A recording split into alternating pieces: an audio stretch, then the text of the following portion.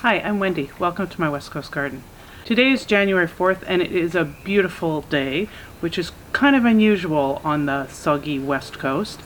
Usually it's either pouring with rain at this time of year, or if it is clear out, it's very, very cold. But I don't know, it's probably 10 degrees Celsius and things are starting to wake up as if it's spring.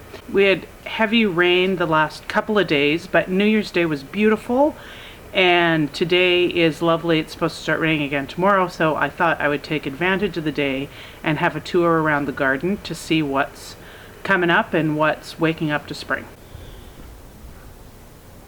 You can see in this bed here, the kale is going strong. Kale overwinters and does really, really well, and this stuff is no different. My husband has spread some leaves to mulch around it to keep the moisture in and the weeds down. There's kind of two schools of thought around mulching with leaves. One is that it provides excellent germination for weed seeds, and the other is that it keeps the plant protected and helps it to overwinter. So we'll see how this turns out. I'm hoping it's the latter, and this doesn't result in a whole bunch of extra weeds in my garden.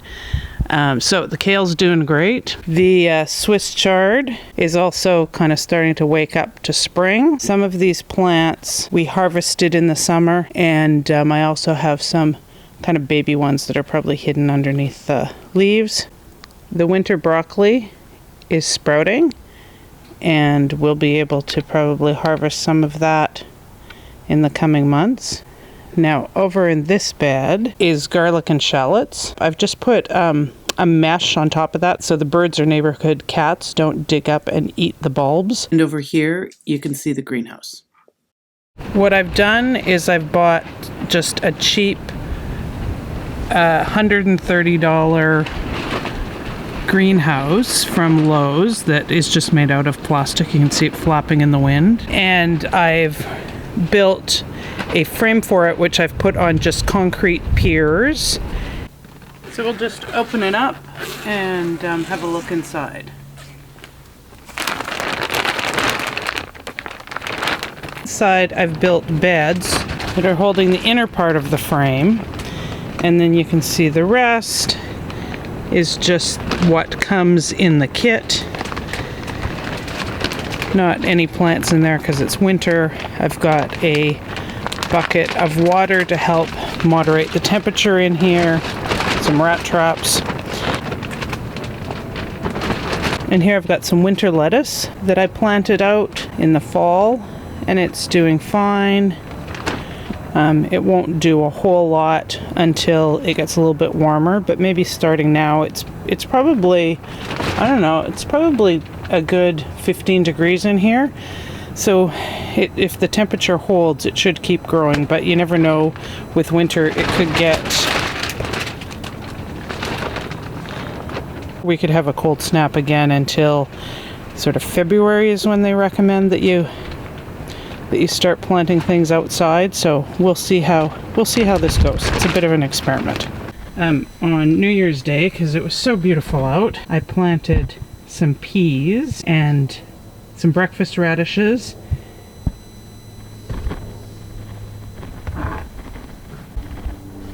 as well as some spinach. So we'll see how that does. No promises. This is just an experiment, but as you can see, the lettuce and there's a Brussels sprout are doing fine. The only trick in here is that I have to remember to water, because of course it's protected from the rain, and there will be some ground moisture and some air moisture. These beds will dry out, and it's probably about, I don't know, 4 or 5 degrees warmer in here than it is out in the rest of the yard.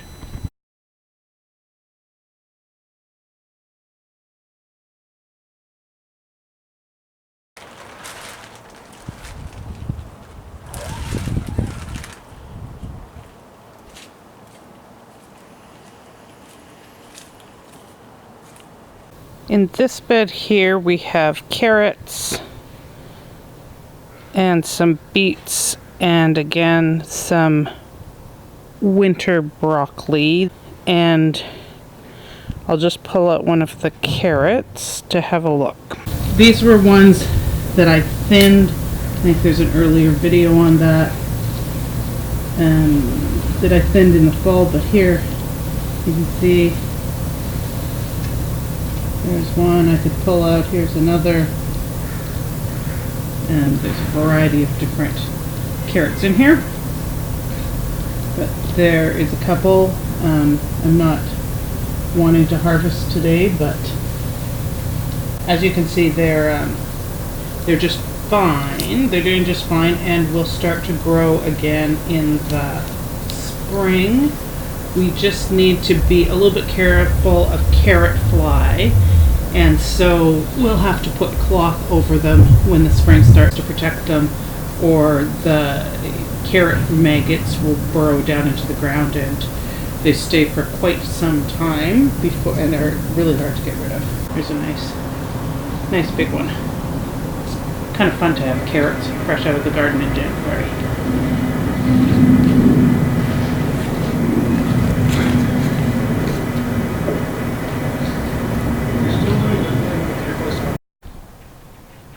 There's lots more in there, which we can keep harvesting until the spring, or until the summer plantings are ready. And here we've got them cleaned up, cut up, and ready to go into my Thai curry. You know, winter gardening sometimes seems like it's not really worth all the effort, given that most of the time that it's light outside in the winter here in Canada, I'm at work, but being able to find a clear day in January and pull out some produce from the garden and put it in your dinner makes it totally worth it. I hope you enjoyed my garden tour. Happy January gardening, and we'll see you next time on my West Coast garden.